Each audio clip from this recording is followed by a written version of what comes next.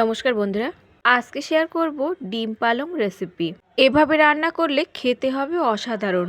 তো চলুন দেখে নেওয়া যাক আজকের এই দারুণ স্বাদের ডিম পালং রেসিপি। বন্ধুরা, এই শীতের সময় পালং শাক দিয়ে আপনারা ডিমের এই রেসিপিটি একবার বাড়িতে বানিয়ে দেখবেন। একদমই ভিন্ন স্বাদের আর খেতে এতটাই দুর্দান্ত হবে, স্বাদ কিন্তু মুখে লেগে থাকবে। তো এখানে আমি 500 গ্রাম মতো পালং শাক দিয়ে আজকে রেসিপি তৈরি করছি। তো পালং শাকগুলোকে প্রথমে আমাদের ভালোভাবে বেছে নিতে হবে।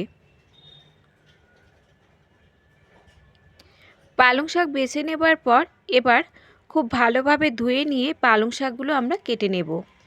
আর শাকগুলো কিন্তু এখানে খুব বেশি ছোট ছোট করে কাটার দরকার নেই, খুব বেশি ছোট না আবার খুব বেশি বড় না, ঠিক এরকমভাবেই শাকগুলোকে আমাদের কেটে নিতে হবে।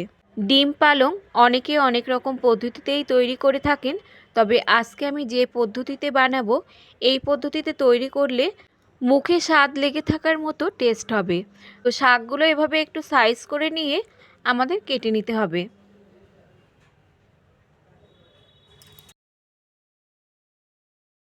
তো দেখতেই পাচ্ছেন বন্ধুরা, শাকগুলো কিন্তু এখানে খুব বেশি কোচানোর দরকার নেই। এখন দেখুন সমস্ত শাক আমি ঠিক এরকমভাবে কুচিয়ে নিয়েছি। এবার এগুলোকে সাইডে রেখে দিচ্ছি। আর এরই সঙ্গে আমি 4 থেকে 5টা ডিম আগে সেদ্ধ করে খোসা ছাড়িয়ে রেখেছি। আপনারা যে পরিমাণ ডিম রান্না করবেন সেই পরিমাণ অনুযায়ী এখানে ডিমটা নিয়ে নেবেন। আর এখান থেকে আমি একটা ডিম আলাদা করে রেখে দিচ্ছি। এবারে 4টে ডিমে এভাবে একটু আমাদের কাট লাগিয়ে নিতে হবে।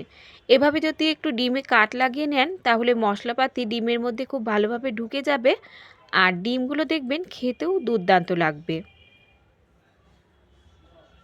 ডিম সাইডে রেখে এবার চলে যাব আমরা রান্নার দিকে। একটা প্যানের মধ্যে নিয়ে নিচ্ছি 1 চামচ মতো সর্ষের তেল।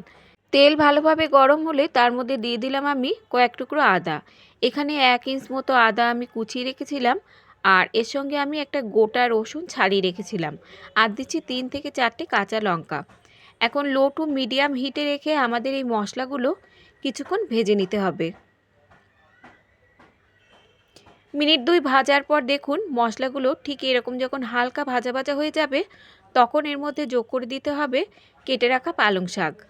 আর এরই সঙ্গে যোগ করে দিচ্ছি সামান্য একটু লবণ। এবার হাই হিটে রেখে সমস্ত উপকরণ আমাদের ঢাকা দিয়ে 3 থেকে 4 মিনিটের মতো রান্না করে নিতে হবে, যতক্ষণ না পালং শাকটা বেশ নরম হয়ে যায়। এখন ঢাকা দিয়ে রেখে দিচ্ছি আমি 3 থেকে 4 মিনিটের মতো। 4 মিনিট পর ফিরে আসছি, ঢাকনা তুলে নিচ্ছি। দেখুন পালং শাক কিন্তু কমে এখানে অর্ধেক হয়ে গেছে। এবার ফ্লেমটাকে অফ করে দিয়ে শাকটা যতক্ষণ না ঠান্ডা হচ্ছে ততক্ষণ আমাদের অপেক্ষা করতে হবে। তো শাক এখানে ঠান্ডা হতে থাকুক, অন্যদিকে যে ডিম আমরা একটা আলাদা করে রেখেছিলাম এই ডিমটাকে আমাদের এভাবে একটু গ্রেট করে নিতে হবে। আর বন্ধুরা, পালং শাকের মধ্যে জলটা যতক্ষণ না টেনে যায় ততক্ষণ পর্যন্ত কিন্তু শাকটাকে রান্না করে নিতে হবে। তো এখানে দেখুন ডিমটা গ্রেট করে নিয়েছি। এটাকে সাইডে রেখে প্যানের মধ্যে আমি দিয়ে দিচ্ছি 1 থেকে 2 চামচ মতো সর্ষের তেল। তেল ভালোভাবে গরম হলে এবার সেদ্ধ করে রাখা ডিমগুলো দিয়ে হালকা করে আমাদের ভেজে নিতে হবে। এই রেসিপির জন্য খুব বেশি কিন্তু ডিমগুলো কড়া করে ভাজার দরকার নেই। ডিমে যখন দেখবেন হালকা একটা রং ধরে গেছে তখন ডিমগুলোকে তুলে নিতে হবে। তো দেখুন ডিমগুলো এখানে আমি হালকা করে ভেজে নিয়েছি। এখন ডিমগুলোকে তুলে নেব। ডিম তুলে নেবার পর ওই তেলের মধ্যেই আমি ফোড়নে দিয়ে দিচ্ছি 1/2 চামচ মতো গোটা জিরে। আর দিচ্ছি এখানে গোটা গরম মশলা। আর দিচ্ছি এখানে 2টো শুকনো লঙ্কা আর একটা তেজপাতা। এখন ফ্লেমটাকে একদম লোতে রেখে আমাদের কিছুক্ষণ ভেজে নিতে হবে। ফোড়ন থেকে যখন মিষ্টি একটা সুগন্ধ বেরোবে তখন এর মধ্যে যোগ করে দিতে হবে কেটে রাখা পেঁয়াজ। এখানে আমি 2টো বড় সাইজের পেঁয়াজ একদম ঝুরু ঝুরু করে কুচিয়ে রেখেছিলাম, পেঁয়াজটা যোগ করে দিলাম। এখন লো টু মিডিয়াম হিটে রেখে পেঁয়াজটা যতক্ষণ না বেশ লাল লাল করে ভাজা হয় ততক্ষণ পর্যন্ত ভেজে নিতে হবে। তো পেঁয়াজ এখানে ভাজা হতে থাকুক। অন্যদিকে যে পালং শাক আমি ঠান্ডা করতে রেখেছিলাম, শাক খুব ভালোভাবে ঠান্ডা হয়ে যাবার পর এবার ব্লেন্ডারে নিয়ে মিহি করে বেটে নিতে হবে। এখানে কিন্তু কোনো রকম জল দেওয়া যাবে না, জল ছাড়াই ঠিক এরকমভাবে বেটে নিতে হবে। আর পেঁয়াজও দেখুন বেশ লাল লাল করে এখানে ভেজে নিয়েছি। এবার এর মধ্যে আমি যোগ করে দিচ্ছি স্বাদ মতো লবণ, আর দিচ্ছি হাফ চামচ মতো হলুদ গুঁড়ো, 1 চামচ মতো দিচ্ছি এখানে চিনি, আর 1 চামচ মতো দিচ্ছি এখানে ভাজা কাসুরি মেথি। কাসুরি মেথি দিলে দেখবেন দারুণ একটা টেস্ট হবে আর দারুণ একটা ফ্লেভার আসবে রেসিপিতে। সমস্ত উপকরণ মিশিয়ে নিচ্ছি। এবার এখানে যোগ করে দিচ্ছি আমি একটা বেটে রাখা টমেটো। আপনারা চাইলে টমেটো বেটে না দিয়েও কুচিয়েও কিন্তু দিতে পারেন এখানে। টমেটো দিয়ে আমাদের আরও 1 থেকে 2 মিনিটের মতো মশলার সঙ্গে ভালোভাবে কষিয়ে নিতে হবে, যতক্ষণ না টমেটোর কাঁচা গন্ধটা চলে যায়। তো দেখুন আরও 1 থেকে 2 মিনিট মতো কষিয়ে নেবার পর মশলা থেকে তেলটা যখন ছেড়ে যাবে ঠিক এই পর্যায়ে যোগ করে দিতে হবে বেটে রাখা পালং শাক। পালং শাক যোগ করে দিচ্ছি আর ব্লেন্ডারটা ধুয়ে সামান্য একটু জল যোগ করে দেব। এরই সঙ্গে যোগ করে দিচ্ছি গ্রেট করে রাখা ডিম। এবার হাই হিটে দিয়ে আমাদের আরও 3 থেকে 4 মিনিটের মতো মশলার সঙ্গে পালং শাক খুব ভালোভাবে কষিয়ে নিতে হবে। বন্ধুরা, ডিম পালং যদি আপনারা এই পদ্ধতিতে রান্না করে না থাকেন তো একবার বানিয়ে দেখুন, আঙুল চেটে খাওয়ার মতো স্বাদ হবে। একবার বানালে দেখবেন বারবার এই পদ্ধতিতেই বানিয়ে খেতে ইচ্ছে করবে। এবার এই মশলাটা আমাদের ততক্ষণ কষিয়ে নিতে হবে যতক্ষণ না মশলা থেকে তেলটা আলাদা হয়ে যায়।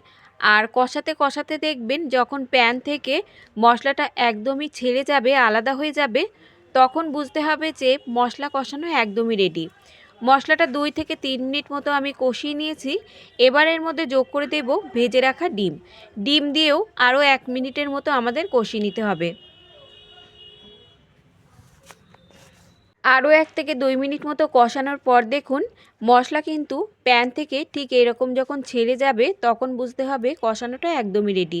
এবার এর মধ্যে আমি যোগ করে দিচ্ছি 2 কাপ মতো জল। শাকের পরিমাণ অনুযায়ী এখানে আমি 2 কাপ মতো জল যোগ করে দিচ্ছি। আপনারা যে পরিমাণ তৈরি করবেন সেই পরিমাণ অনুযায়ী জলটা এখানে যোগ করে নেবেন। তবে এই রেসিপিটা কিন্তু খুব বেশি ঝোলঝোল হবে না, ঠিক এরকম থকথকে হবে। এখন একদম লো হিটে রেখে 4 মিনিটের মতো রান্না করে নেব। ফিরে আসছি 4 মিনিট পর। এবার শেষে যোগ করে দিচ্ছি সামান্য একটু গরম মশলার গুঁড়ো আর দিচ্ছি এখানে হাফ চামচ মতো বাটার। বাটারটা কিন্তু এখানে অবশ্যই দেবেন বন্ধুরা। বাটার দেওয়ার কারণে দেখবেন রেসিপিতে দারুণ একটা টেস্ট আসবে। সমস্ত উপকরণ মিশিয়ে নেবার পর এখন ফ্লেম অফ করে 5 থেকে 10 মিনিটের মতো ঢাকা দিয়ে রেখে দেব, তারপর সার্ভ করে নেব। এবার গরম গরম রুটি, পরোটা, ভাত সব কিছুর সঙ্গেই সার্ভ করতে পারেন। খেতে কিন্তু দুর্দান্ত স্বাদের হবে। একবার হলেও বাড়িতে এভাবে বানিয়ে দেখতে পারেন। তো বন্ধুরা, ডিম পালং রেসিপি কিন্তু একদমই রেডি। তো আজকের রেসিপি যদি আপনাদের ভালো লাগে লাইক, শেয়ার, কমেন্টের সাথে সাথে চ্যানেলটাকে সাবস্ক্রাইব করে রাখার অনুরোধ রইল। আজ তাহলে এই পর্যন্ত বন্ধুরা, দেখা হবে অন্য কোনো রেসিপির সঙ্গে। ততক্ষণ সুস্থ থাকবেন, ভালো থাকবেন, আর রেসিপিটি দেখার জন্য সকলকে ধন্যবাদ।